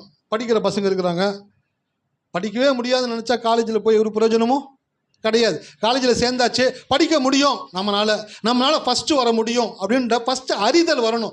என்னால் இந்த கோர்ஸ் முடிக்கும் பொழுது, என்னுடைய காலேஜை கம்ப்ளீட் பண்ணும் பொழுது, இந்த காலேஜிலேயே நான் தான் ஃபஸ்ட்டு மாணவனாக நான் வெளியில் வருவேன், எனக்கு ஒரு அப்பாயின்மெண்ட் ஆர்டர் கடவுள் கிடைக்கும்படி செய்வார், அதற்கான சிறப்பாய் படிக்கக்கூடிய ஆற்றலை தேவன் எனக்கு கொடுத்திருக்கிறார் என்ற அறிதல் வரும் பொழுது தான் முழு மனதோடு கூடிய பயிற்சி வரும். அப்பதான் படிக்க ஆரம்பிப்பான். அறிதல் இல்லைன்னு வச்சுக்கங்களேன், படிக்கவே மாட்டான். ஆமாம், என்னத்தை படிச்சு. சில பேர் சொல்லுவாங்க, என்ன பல்லு விளக்கிட்டு இருக்கிற, ஏன்னா பல்லு விளக்குறது குத்தமாடா, ஆடு மாடெல்லாம் பல்லு விளக்கிக்கிட்ட இருக்குது. எதோட சேர்க்குறான் பாருங்க, ஆடு மாடெல்லாம் பல்லு விளக்குதா, அப்போ நம்மளும் பல்லு விளக்கணுமா அப்படின்னு கேட்குறான். அதே போல் படித்தவன் எல்லாம் சாதிச்சுட்டானா, நம்மளும் பெருசாக படித்து சாதிச்சிட போகிறோமா? மற்றவனுடைய நெகட்டிவான காரியங்களை பார்த்து எவன் நெகட்டிவான முடிவு எடுக்கிறானோ அவன் வாழ்க்கையில் ஒரு நாள் பாசிட்டிவ் வரவே வராது. ஹல்லேலூயா. ஃபஸ்ட்டு யாரை பார்க்கணுமோ அவங்கள பாருங்கள். ஒரு வெளிநாட்டில் ஒரு ஊழியக்காரர் கடவுள் சொன்னாராம், தேவ மனிதர்களை குறித்த வீழ்ச்சியை விவரமாய் பேசுகிறதை தேவன் விரும்புவதில்லை. எத்தனை பேர் கவனிக்கிறீங்க? எத்தனை பேர் கவனிக்கிறீங்க? ஆமாம், தேவ மனிதனுடைய வீழ்ச்சியை விவரமாய் பேசுகிறவனை தேவன் விரும்புவதில்லை. தேவ மனிதனுடைய எழுச்சியை விவரமாய் பேசுவதை பிசாசு விரும்புவதில்லை. ஹல்லேலூயா. ஒரு தேவ மனுஷனுடைய வீழ்ச்சியை குறித்து டீட்டெயிலாக பேசுகிறாங்க பார்த்தீங்களா, அவங்கள கடவுளுக்கு பிடிக்கவே பிடிக்காதான். ஒரு தேவ மனுஷனுடைய எழுச்சியை பற்றி டீட்டெயிலாக பேசுகிறாங்க பார்த்தீங்களா, அவனை யாருக்கு பிடிக்காது? பிசாசுக்கு பிடிக்கவே பிடிக்காதான். அப்போது தேவ மனிதர்களுடைய வீழ்ச்சியை குறித்து நாம் பேசாமல் அவருடைய எழுச்சியை குறித்து பேச வேண்டும் என்று அவர் சொல்லுகிறார். அப்படித்தான் நீங்கள் வாழ்க்கையில் மற்றவங்கள பார்க்கும் பொழுது எதெல்லாம் சோடை, எதெல்லாம் கெட்டு போச்சு, ஒன்றும் இல்லாமல் போச்சு, அதை பார்த்துக்கிட்டே இருந்தீங்கன்னாக்கா உங்களுக்குள்ள பெருசாக சாதிக்கணுன்ற எண்ணம் வரவே வராது. அவங்களோட நான் பெஸ்ட்டுன்ற மனநிலையில் போயிடுவீங்க. ஆனால் அது இல்லை உங்களை குறித்த தேவனுடைய விருப்பம். ஹல்லேலூயா. இருக்கீங்களா?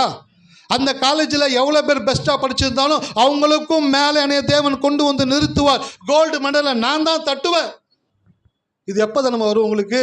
எனக்கு கடவுளை கூட இருக்கிறான்ற அறிதல் வந்துருச்சுனாக்க முழு மனதோடு கூடிய பயிற்சி உங்கள் வாழ்க்கையில் வரக்கூடியதாக இருக்குது. இயேசுவும் சீசர்களும் என்ன பண்ணுறாங்கனாக்கா படகுல போய்கிட்டு இருக்காங்க. போய்கொண்டு இருக்கும் பொழுது கடல் என்ன உண்டாகுது? பெரிய காற்றடிக்குது. அந்த காற்றுனால அலைகள் என்ன பண்ணுதுனாக்கா எலும்பி படகுக்குள்ளே தண்ணீர் வரக்கூடிய அளவுக்கு அது மூடக்கூடியதாக இருக்குது. இயேசுவா என்ன பண்ணிக்கிட்டு இருந்தார்? பின்னணியில் தலையணை வைத்து அப்படியே தலாணி வச்சு படுத்துருக்கிறார். ரிலாக்ஸாக தூங்கிக்கிட்டு இருக்கிறார். ரொம்ப காலிலேருந்து ஊழியம் பண்ணிட்டாரு, ரிலாக்ஸாக தூங்கிக்கிட்டு இருக்கிறாரு. கடல் கொந்தளிக்குது, காற்று அடிக்குது, படகு அமிலத்தக்கதாக ஒரு பெரிய சீனே கிரியேட் ஆகுது. சாவு நிச்சயம்டா அப்படின்ற ஒரு மனநிலைக்கு வந்துட்டாங்க சீசர்கள் எல்லாம். அப்படிப்பட்ட ஒரு சூழ்நிலையில் ஒரு பக்கம் நாய்ஸு, ஒரு பக்கம் வாய்ஸு. ஹல்லேலூயா. எத்தனை பேர் இருக்கீங்க? சீசர்கள் 12 பேர் என்ன பண்ணுறாங்க? நாய்ஸு, யோ குய்யோ முயோன்னு கத்துறானுங்க. நாங்கள் மடிந்து போகிறது உமக்கு கவலை இல்லையா? தூங்கிக்கிட்டு இருக்க மனுஷனை எழுப்பி கவலை இல்லையான்னு கேட்குற ஒரே ஆளுங்க அவனுங்க மட்டும்தான். அவர் முடிச்சு அப்படியே பார்க்குறாரு. பார்த்தா அப்படியே பயங்கரமாக இருக்குது சீனு. என்னடா இவ்வளோ டெரராக இருக்குது அப்படின்ட்டு இயேசு பார்க்குறாரு. இயேசு எழுந்து நின்று ஜென்டிலாக ஒரு வாய்ஸ் விட்றாரு. என்ன ஜென்டிலான வாய்ஸ் விட்றாருனாக்க, காற்றை பார்த்து இறையாது, கடலை பார்த்து அமையாது, அமைதியாயிரு, இறையாத அமைதியாயிரு, சத்தம் போடாத, ரிலாக்ஸாயிரு. நான் இருக்கேன்ல, நான் இருக்கும்போது சேட்டை பண்ணுவியா? அமைதியாக இருக்கணும். சில பேர் சொல்லுவாங்க வீட்டில் கையாமையான பசங்க கத்துங்க, அவங்க அப்பா இருக்கிறது தெரியாது. அவங்க அம்மா சொல்லுவாங்க அமைதியாயிரு அமைதியாயிருன்னு சொல்லுவாங்க. கேட்காதுங்க.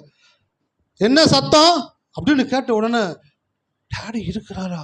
சொல்லவே இல்லை. நீங்கள் என்ன பண்ணுறீங்கன்னு பார்க்கலாம் தான் வெயிட் பண்ணிக்கிட்டே இருந்தேன். அப்போ டேடியோட சத்தத்தை கேட்டோன்னே பசங்க டக்குன்னு எப்படி அமுங்குறாங்களோ அப்படியே டேடி போட்டில் படுத்துருக்கிறாரு.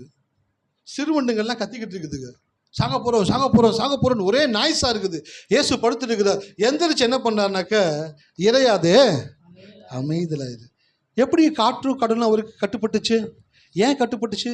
அவர் தன்னை கண்ட்ரோல் பண்ணக்கூடிய ஒரு மனுஷனாக இருந்தபடினால தான் அதையும் கண்ட்ரோல் பண்ணக்கூடிய ஆற்றலை தேவன் அவர்கிட்ட கொடுத்திருந்தார். ஹல்லேலூயா.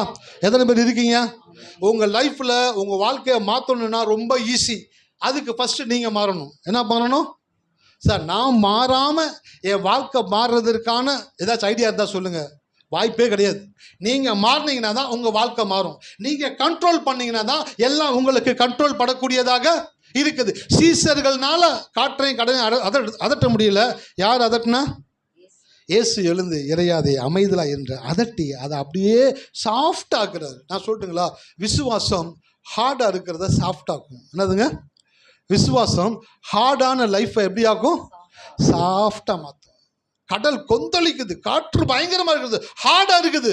ஆனால் சாஃப்ட் ஆக்கக்கூடிய இயேசு அந்த படகுல இருந்த பொழுது எழுந்திரிச்சு சொல்கிறாரு, இறையாது அமைதலாயிரு. சத்தமாக கூட பேசலை, ரிலாக்ஸாக பேசுகிறாரு. நான் சொல்கிறேன், இந்த மாலை வேளையில் உங்கள் லைஃப்பில் எப்போ நீங்கள் உங்களை கண்ட்ரோல் பண்ணுறீங்களோ அப்போ தான் உங்களை சுற்றி இருக்கிற காரியங்களை உங்களால் கண்ட்ரோல் பண்ண முடியும். ஹல்லேலூயா. உங்கள் வேலை ஸ்தலத்தில், உங்கள் வீட்டுக்கு பக்கத்தில் யார் வேணாலும் உங்களுக்கு பெரியாங்களை இருந்து உங்களுக்கு குடைச்சல் கொடுத்தாலும் சரி, அவங்கள ஆஃப் பண்ணணும்னு வச்சிங்களேன், ஃபஸ்ட்டு உங்களை கண்ட்ரோல் பண்ணணும். ரிலாக்ஸ் பண்ணிக்கோங்க, கண்ட்ரோல் பண்ணிக்கோங்க. வார்த்தை எடுத்து வாயில் வச்சு சொல்லுங்கள், கர்த்தர் என்னோடு கூட இருக்கிறபடினாலே எனக்கு விரோதமாய் உருவாக்கப்படுகிற எல்லா ஆயுதமும் வாய்க்காமல் போகும். அதை சொல்லும் பொழுது வாய்ஸு, இது வாய்ஸு. அதை விட்டுட்டு என்ன பண்ண போகிறானோ, என்ன செய்ய போகிறானோன்னு தெரியல, நைட்லாம் தூக்கமே வர மாட்டேங்குது, அவன் இப்படி பண்ணுவானா, அவன் அதை செய்வானா, அதை குறித்து யோசிச்சிங்கனாக்கா நாய்ஸு. கெட்ட காரியங்களை குறித்து யோசிச்சிங்கன்னா நாய்ஸு. கடவுளுடைய வார்த்தையை குறித்து யோசிச்சிங்கன்னா அதுக்கு பேர் தான் வாய்ஸு. உங்கள் வாய்ஸை மாற்றிக்கிட்டே இருங்க, உங்கள் குரல் வளத்தை இம்ப்ரூவ் பண்ணிக்கிட்டே இருங்க. இந்த பாட்டு பாடுறவங்களாம் பார்த்தீங்கன்னாக்க ரொம்ப தேவையில்லாத பொருள்லாம் சாப்பிடவே மாட்டாங்க. கவனிச்சிருக்கீங்களா? ஆமாம், ரொம்ப கண்ட்ரோல்டாக இருப்பாங்க. என்னங்க இவ்வளோ கண்ட்ரோலாக இருக்கீங்க? சார் இதுதான் எனக்கு சாப்பாடு போடுது. என்னதுங்க? இதை வச்சு தான் வண்டி ஓடிக்கிட்டு இருக்குது, இதை வச்சு தான் சாப்பாடு இருக்குது, பூவா வந்துக்கிட்டு இருக்குது. இது போச்சுனாக்கா எல்லாம் போச்சு. அதனால் இதை நான் எவ்வளோ பர்ஃபெக்டாக பார்த்துக்கிறேனோ அப்போ தான் எனக்கு ஏதாச்சும் பணம் கிடைக்கும், பாட்டு பாடினாக்கா எனக்கு காசு கிடைக்கும். என் வண்டி ஓடுறதுக்கு இதுதான் சார், இதை வச்சு தான் சார் வண்டி ஓட்டிக்கிட்டு இருக்கிறேன் அப்படின்னு ஒரு பாடகர் சொல்லுகிறது போல நான் சொல்லுகிறேன், மரணமும் ஜீவனும் நாவின் அதிகாரத்தில் இருக்கிறது. ஹல்லேலூயா. உங்கள் வாழ்க்கை உங்களுடைய குரல் வளத்தில் இருக்குது. அதனால் வீட்டில் போயிட்டு கொஞ்சம் சுடுதண்ணியில் தேன் கலந்து, சுடுதண்ணியில் என்ன கலந்து சாப்பிட்ணும்? தேன் கலந்து. இந்த லைன் ஹனின்னு ஒன்று வருது, தயவுசெய்து அது வாங்கிடாதீங்க. யூடியூப்பில் பார்க்குறவங்களும் சொல்கிறேன், லைன் சிறப்பு லைனுடைய ஹனி மட்டும் வாங்கி சாப்பிடவே கூடாது. ஏன்? ஃபுல்லாக சக்கரை தண்ணி ஊற்றி வச்சுருக்கிறானுங்க. ஒன்று வாங்கினா ஒன்று ஃப்ரீன்னு போட்டிருந்தான், ஆசைப்பட்டு 2 வாங்கிட்டேன். வீட்டில் வந்து ஊற்றுறோம். 1 ஸ்பூன் ஊற்றுனா தித்தி போன்னு பார்த்தா 3 ஸ்பூன் ஊற்றுனா தித்திப்பே வருது. ஃபுல்லாக பார்த்தா சக்கரை தண்ணியை ஊற்றி வச்சுருக்கிறான், அவ்வளோ ரேட்டு சீப்பாக கொடுக்குறான். ஆனால் பியூரான ஒரு ஹனியை வாங்கி 1 ஸ்பூன் எடுத்து சுடுதண்ணியில் விட்டு அப்படியே கலக்கி அப்படியே குடிச்சிங்கனாக்கா உங்கள் குரல் வளம் எப்படி இனிமையாக மாறுதோ அப்படியே தேவனுடைய வார்த்தையை எடுத்து உங்கள் வாயில் சொல்ல சொல்ல சொல்ல உங்கள் குரல் வளத்தை தேவன் மேம்பட செய்யக்கூடியவராக இருக்கிறார். ஹல்லேலூயா. எத்தனை பேர் இருக்கீங்க? அப்போ கடவுளுடைய வார்த்தையை சொல்லிக்கிட்டே இருங்க. கர்த்தர் எனக்கு பலனாக இருக்கிறார், கர்த்தர் என் ஜீவனாக இருக்கிறார், கர்த்தர் என் வாழ்க்கையில் எல்லாவற்றையும் சரி செய்யக்கூடியவராக இருக்கிறார், என் சூழ்நிலைகளை மாற்றக்கூடியவராக இருக்கிறார், எனக்காய் கர்த்தர் யாவையும் செய்து முடிக்கக்கூடியவராக இருக்கிறார். இதுதான் குரல் வளத்தை இம்ப்ரூவ் பண்ணுறது. ஹல்லேலூயா. உலகத்தாரை பார்த்தோன்னே நாய்ஸை போட்டுறக்கூடாது. என்னாச்சு? ஐயோ, அவங்கள பார்த்தோன்னே அந்த அழுகு எங்கேருந்து தான் வரும்னு தெரில. இன்னைக்கு காலையில் யாரையோ பார்த்தேன், பிரபுவுடைய பொண்ணு பார்த்தேன். பிரபு அப்படியே கிளம்புனாரு. அடி நான் பார்க்குறேன், நான் சினிமாலே தோற்று போயிருமாடா, அப்படியே கண்ணில் தண்ணி வந்துடும் போல. மகேஷ் கேட்குறேன், என்ன மகேஷ் எனக்கு, ஓ இதோட சூப்பராலாம் பண்ணுவான், இதோட சூப்பராலாம் பார்த்தோன்னே கண்ணியில் தண்ணி வருது. அப்பா போறாருனே. அதே போல் சில பேர் உலகத்தாரை பார்த்தோன்னே ஓ, என்ன நாய்ஸ்லாம் வரக்கூடாது, யாரை பார்த்தாலும் வாய்ஸ் தான் வரணும். என்ன வாய்ஸ் வரணும்? இயேசு எனக்கு துணையாக இருக்கிறார். ஹல்லேலூயா. நான் கீழாயிராமல் மேலாய் மாத்திரம் இருப்பேன், நான் வாளாயிராமல் தலையாய் மாத்திரம் இருப்பேன். பூமியில் உள்ள சகல ஜாதிகளிலும் என்னை தேவன் புகழ்ச்சியிலும் கீர்த்தியிலும் மகிமையிலும் என்னை சிறந்திருக்கும்படி செய்வார். இதுதான் சார் வாய்ஸு. அதை கொண்டு தான் தேவன் ஆளுகை செய்யக்கூடியவர்களாக வைத்திருக்கிறார். நீங்கள் ஆளக்கூடியவர்கள். ஹல்லேலூயா. உங்கள் மேலே அப்படி ஒரு ஆசீர்வாதத்தை தேவன் வைத்திருக்கிறார். வீட்டுக்கு போகும்போது ஒரு குரல் வளத்தை இம்ப்ரூவ் பண்ணி பாருங்கள். காக்கா மாதிரி கத்தக்கூடாது, குயில் மாதிரி கூவணும். என்னடா வாங்கின பணத்தை கூட இவ்வளோவா கூவுறானுடா, அந்த மாதிரி என்ன பண்ணுங்க, கூவி பார்க்கணும். எனக்கு தெரில, ஜென்ஸுங்க பைக் ஓட்டு போகிறவங்க பின்னாடி உட்காந்து லேடிஸுங்க அப்படின்ட்டு கூவி அவங்க டெஸ்ட் பண்ணுறதுக்கான வாய்ப்புகள் கூட இருக்குது. உங்கள் குரல் வளத்தை மாற்றிக்கொள்ளக்கூடிய ஆற்றலை உங்கள் தேவனுக்கு கொடுத்துருக்கிறார். ஹல்லேலூயா. உங்களால் மாற்ற முடியுமா? முடியாதா?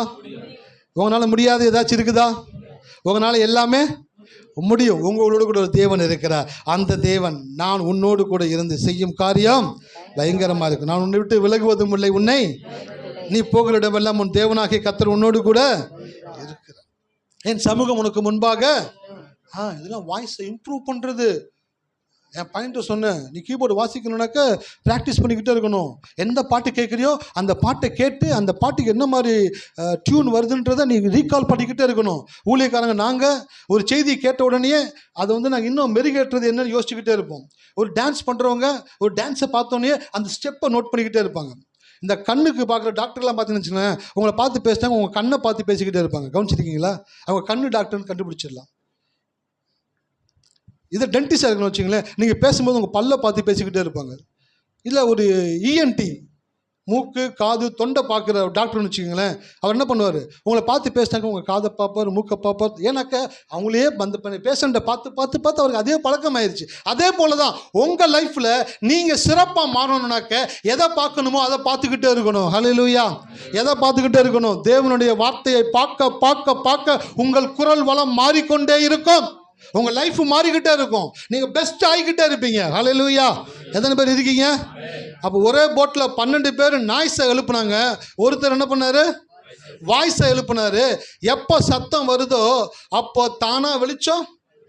இருள் சூழ்ந்திருந்த இடத்துல தேவன் வெளிச்சத்தை கொண்டு வரக்கூடியவராக இருந்தால், இந்த மாலை வேளையில் ஒரு நற்செய்தியை சொல்லுகிறேன். உங்களுடைய லைஃப்பை மாற்றக்கூடிய ஆற்றலை தேவன் உங்களிடத்தில் கொடுத்துருக்கிறார். உங்களை கண்ட்ரோல் பண்ணிங்கனாக்க உங்கள் லைஃப்பை ஈஸியாக கண்ட்ரோல் பண்ணிடலாம். ஹல்லேலூயா. அப்போ கண்ட்ரோல் பண்ணணுன்னாக்கா ஃபஸ்ட்டு வாய்ஸ் என்ன பண்ணணும்? பயிற்சி பிச்சுக்கிட்டே இருக்கணும், பேசிக்கிட்டே இருக்கணும். எப்படி மதில் மேலே போன பூனையை ஸ்டாப்பு கோன்னு சொல்லி பயிற்சி பண்ணானோ அப்படி உங்கள் விசுவாசத்தை பயிற்சி பண்ணிக்கிட்டே இருங்க, சொல்லிக்கிட்டே இருங்க. இது நடக்கும், கர்த்தர் செய்வார், கர்த்தர் மாற்றுவார், கர்த்தர் எனக்கு இதை தருவார், என் சூழ்நிலை மாறும், என் குடும்பம் மாறும், என் வீடு மாறும், என் வேலை மாறும். இதை சொல்லிக்கிட்டே இருங்க. சொல்ல சொல்ல சொல்ல எப்போ உங்களுக்கு அந்த பிச்சு கிடைக்குதோ அந்த பிச்சில் தான் உங்கள் லைஃப்பை தேவன் டேர்ன் பண்ணக்கூடியவராக இருக்கிறார். ஹல்லேலூயா. கண்களை மூடுவோமா? நன்றி செலுத்துகிறோம் தகப்பனே. இந்த மாலை வேளைக்காய் நன்றி.